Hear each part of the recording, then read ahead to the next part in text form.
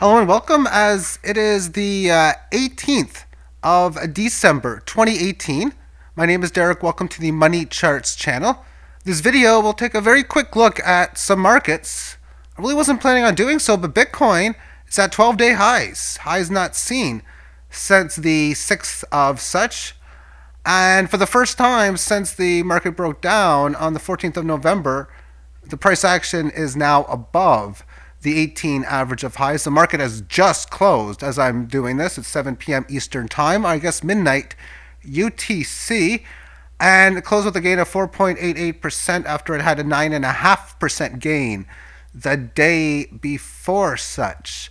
For the week, the market is up so far 15.5%, and it's just a whatever small candle thus far on the weekly term time frame. So when we take a look at this on the shorter term, the correctionary move through time, we can see managed to finish off. It didn't get quite to the 18 average, but it's not like people actually look at it.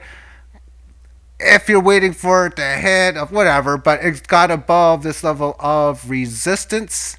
Multiple hit, because we can see it was hit on this candle, the December 18th, which is this morning, at 7 o'clock.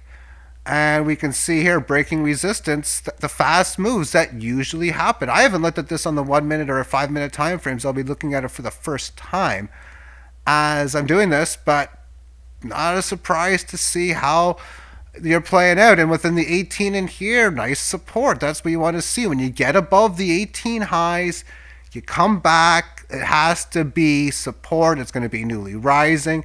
And it got above it just recently, this period in here, getting above the 18 highs, closing above, and then, of course, breaking through. Let's take a look at the 15 minutes, see how fast it was, and decent size move, to say the least. Let's go to the 1, and look how fast it moves. That's why when you have breaks of resistance, you got to be oftentimes super fast, because if you're trying to play this, okay, I want to bet that this market is going to be going higher, and I don't want to get in unless it breaks resistance, because oftentimes if it doesn't, then it's not, well, obviously it's not going to go up. You want to make sure such an event happens, because one, that increases your probability odds of a gain. Two, that also means that it could happen relatively fast, because if you want to be an in and out trader, this might be one of the better strategies to look for, because there's a good chance that when you bet going long, breaking resistance, that moves like this can take place. So therefore, you could be like, okay, I want to get in at 35.91, but it's so fast. Next thing you know, it's at 36.17. So what do you do then? I'm not going to say what you would do, but that's just how fast it might be. I know for a fact, because it happened to me. I don't know how this works. I know that's all AI bots. That there are people that would put conditions in, where if a certain person puts an order at a certain level, they'll automatically buy it, because there was a situation, and I don't remember what the numbers were, and that's not really important as it is anyway, but let's just say the ask was 50 and the bid was 44. A very tight, or not a very loose spread rather. And I wanted to sell, but what was happening is I was getting in a asking war within this person, or whoever I was bidding with. Like, I go like 5,020, they go 5,019, and it would be automatic even at that too. So there's no way I could be next in line to sell. So in spots like that, what I do is, well, I got to make a statement. Maybe the fair price might have been, say, 46 and maybe 3/4. So 46.75 might have been the fair price. So I put 47 in. And literally, the second I put that order in, it was bought. Literally, the absolute second. So only a bot. And they might put a little statement in, like, if a certain ask or bid price gets to a certain level for maybe so many quantity, I want to buy up to or sell up to whatever a certain price. Meaning, it would be nice if you could put a position in here, say, if somebody puts a bid order between, say, 35.85 and 35.95 for X amount of Bitcoin, that I want to buy it automatically. That would be cool to be able to do, because if that was available to me, I would be more reluctant to actually play this type of strategy. Just I don't have the time to keep on waiting and watching for these things, having alerts go through.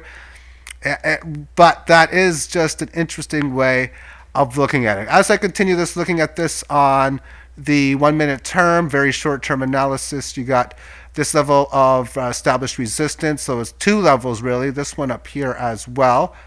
As far as where do I need to hold right now, I mean, there's nothing wrong on a long-term level giving back some of this gain, because when you think about the short-term moves and you see something like this, you're going to prices not seen in a while, either up or down, especially up, and you see something like this, then what you're going to get is people are like, oh, the market's up, I want to sell some. So you're going to get your early wave of sellers. There was definitely an early wave here.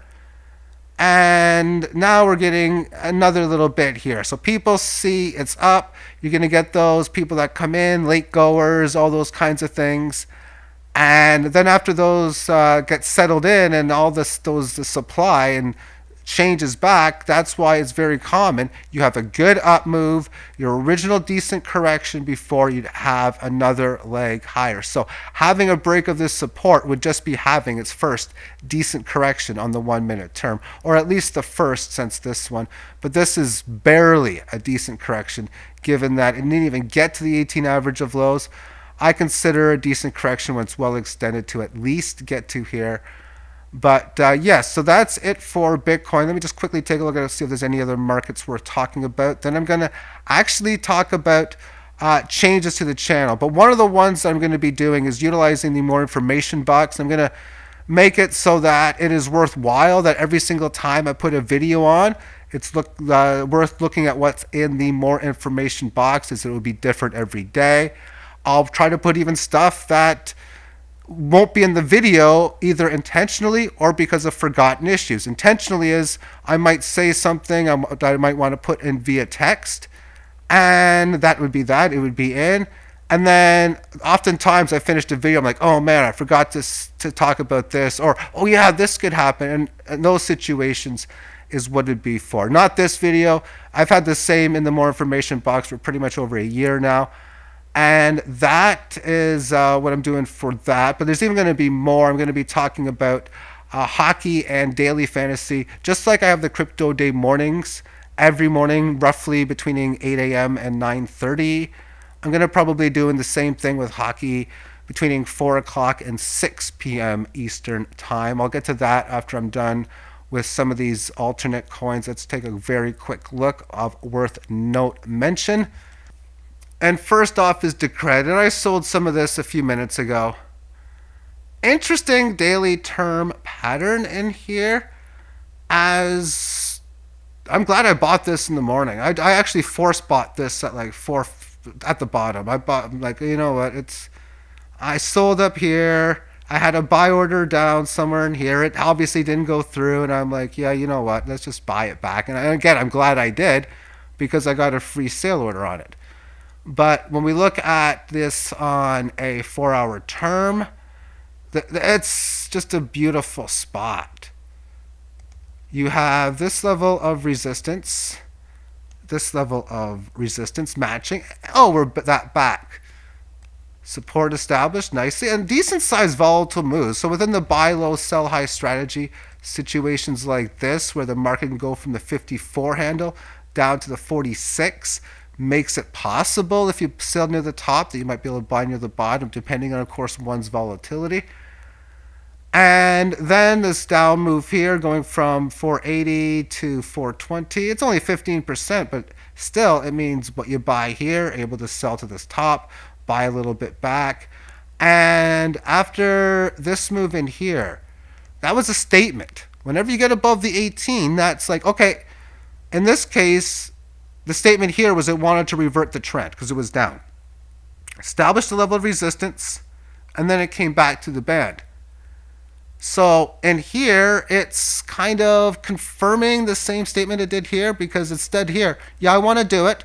And every time you go up, you always got to give it the correctionary move, which was successful here, as it was able to hold and stay above the 18 average of lows general area, because every time it went below it, and it did quite frequently in 3 days ago, it it supported it well. So this point here, it got above this level of resistance, making again that statement point, but it gets successfully supported this area here, and this is where it was making its move to attempt to really work to reverting this trend. When you see a pattern of high here, a high here, and then I got these lows, then making a higher low again is important. And just this general area in here is where I can see I'd like to want it hold, which is nicely above that 46 handle.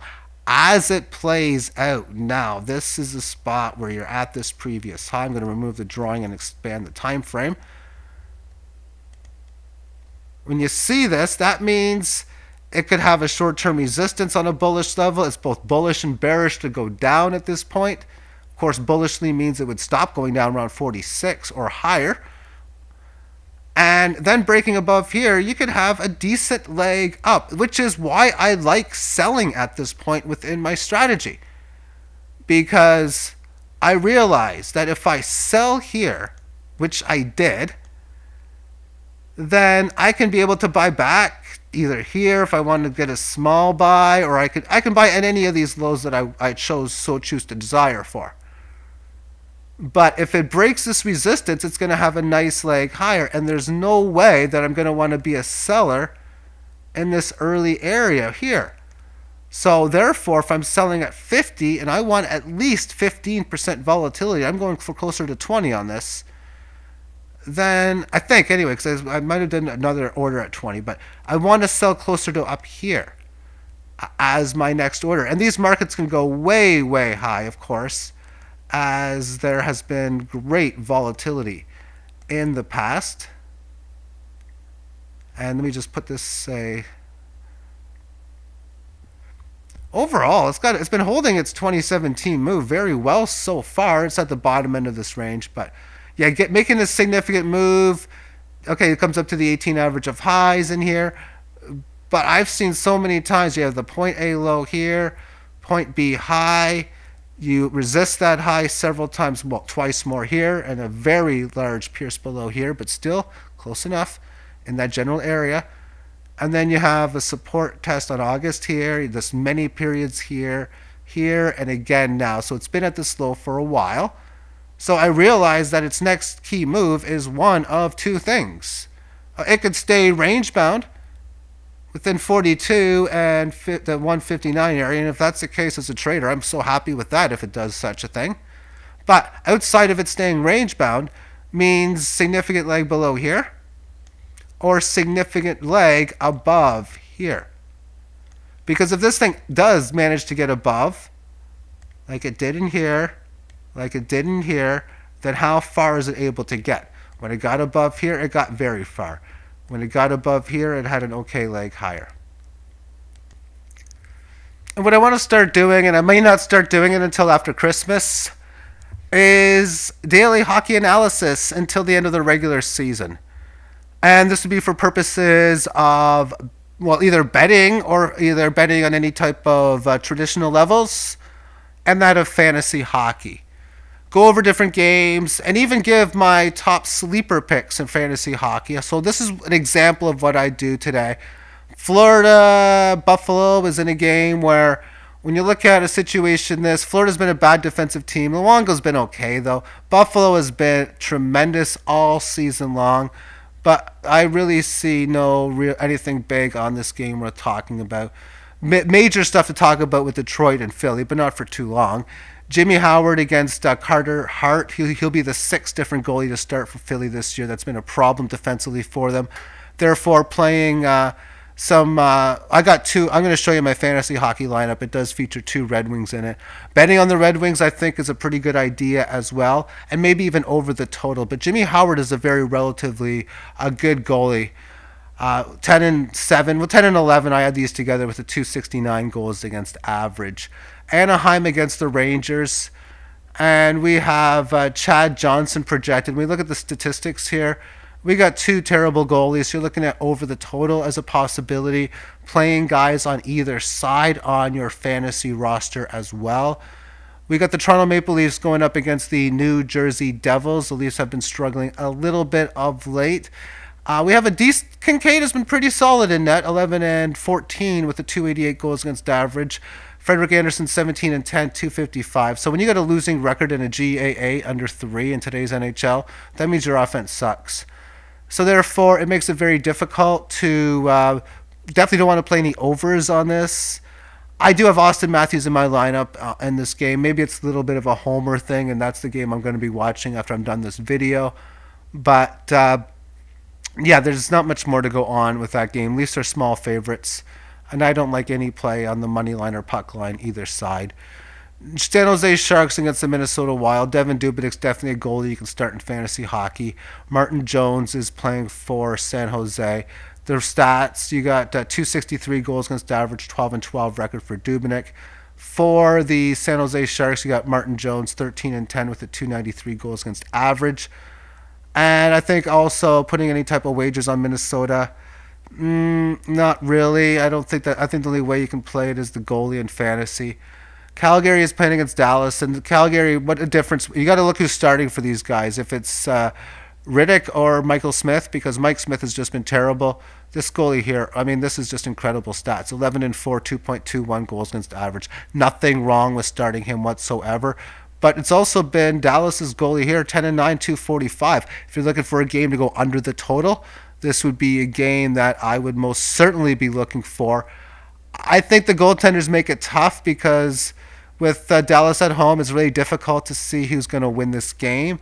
But I don't really like playing fantasy hockey players in this game. Nashville Predators going up against the Chicago Blackhawks. If Saros is playing, this could be a very good over game. And definitely playing guys on Nashville, although their scores have been very non-productive this year. I got their top defenseman in the lineup, or one of their two defensemen, against Cam Ward, and Cam Ward has just been terrible, 4 and 9 with a 417 goals against average. And Chicago and Ottawa, they're the two worst defensive teams in the league. 8 and 6 for Nashville for this goalie. If Pekka Rinne's in, that's just a dominating performance. Islanders in Arizona, this is a defensive game. Arizona's the type of team that you just pick unders all the time, although the over-under price is always shown for such. We have 4 and 9 record with a 285 goals against average, and that just shows you how bad his support is when he's got a goals against average this good. 4 and 9 with a 266. So these are two teams that can keep the puck out and can't put the puck in. I don't know if it's going to be 2-1 or 2-0, but again, playing each goal either way. I mean, I don't know who to call for the win, but playing either one I think should be fine. This game here, Jake Allen versus Cam Talbot, as is the case with Calgary, is also the case with Edmonton. Great starter, terrible backup. Cam Talbot's a terrible backup for them. He's going to be a net for tonight. Jake Allen is he hasn't been that great either. 10 and 13 with a 323 goals against average, where we got Talbot at 7 and 11 with a 322 as well. Both at a save percentage at the high 8-9. Playing guys on both teams in fantasy, I think, is a way to go. I really want to play Alex Steen on there. He's so cheap, but he's been so terrible. He's due to break out. This is a guy who's capable of scoring 30 or 40 goals in a season, and he has not been productive this year. Tampa Bay is in Vancouver, and it's very difficult to play shooters against Tampa Bay. But I got no choice but to be playing Bo Horvat in that of fantasy hockey. With the stats, you got Vasilevsky. This is just dominant, 10 and 5 with a 238 goals against average. You normally don't want to play anybody on Vancouver, and there's a couple of good guys to play. Again, I'm forced to play Horvat. I'll explain why in about a minute. 3 and 7 record, 290 goals against average. And now we got Winnipeg against Los Angeles. Los Angeles is just terrible. Jonathan Quick, 2 and 10 with a 333 goals against average. Connor Hellebuck is 15 and 9 with a 289. So playing guys on Winnipeg, Patrick Laine, Mark Scheifele, all those guys most certainly in play. So therefore, this is my top match. Something I'd want to do is just statistically see how my bottom 3 every single day, my top bottom 3, meaning the bottom 3 price players that I like for my number 1 fantasy hockey matchup, and to see how well those points can do based on the price that you're given per player. Robert, I don't even know how to pronounce his name. Robert Bertuzzo, defenseman, is 3,300. He's got a good matchup versus a backup goalie at Edmonton. He got 2.6 fantasy points the last 10 and close to 3 in his last 6, I think. This should be last 6 or so. He's done better the last 5 or 6 games than before. And he's playing against Edmonton with their weaker goalie in. And it's defenseman as it is anyway. I don't care as much on matchups other than the scoring defenseman too much. Number 2, the second best sleeper pick or cheap priced value player, Austin Watson, who's a winger, priced in at 4,200. He's got a great matchup at Chicago, but other than that, it's very stale. There's nothing on his statistics stating he's doing very good nor very bad. But when you're playing against Chicago, you have an increased chance of getting points. The number 1 play, and this is one of the top sleepers ever that I've had. This is probably a top 4 or 5 all-time one. 3,400 is Mr. Perreault on Winnipeg, or the team playing Los Angeles. Yeah, Winnipeg.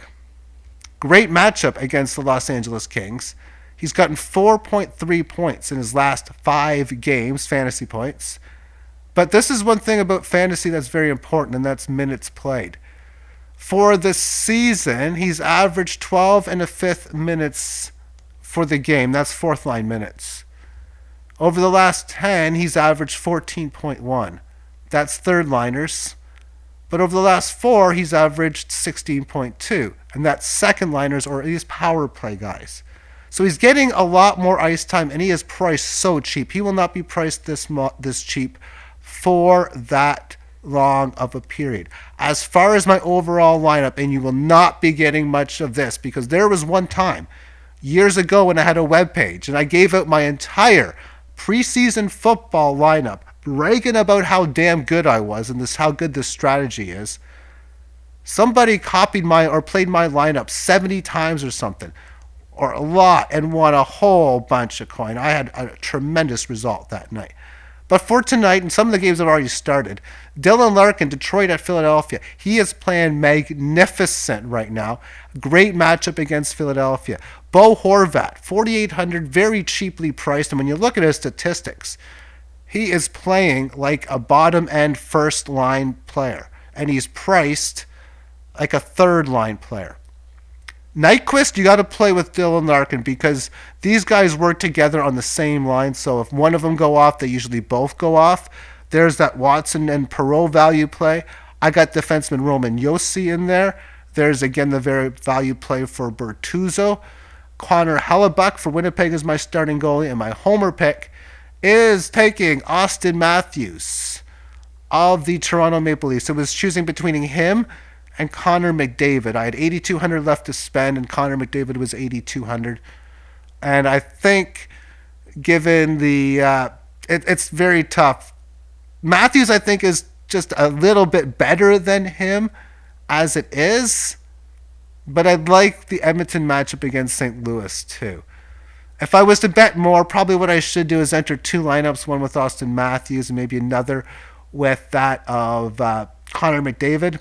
But this is something for fun statistics because it'd be interesting to do 3 picks a day, probably about 5 times a week, because I'm going to be doing it on days where there's at least 4 or 5 games, or if there's few where I can at least have a good enough 3 picks to include in my lineup as it is.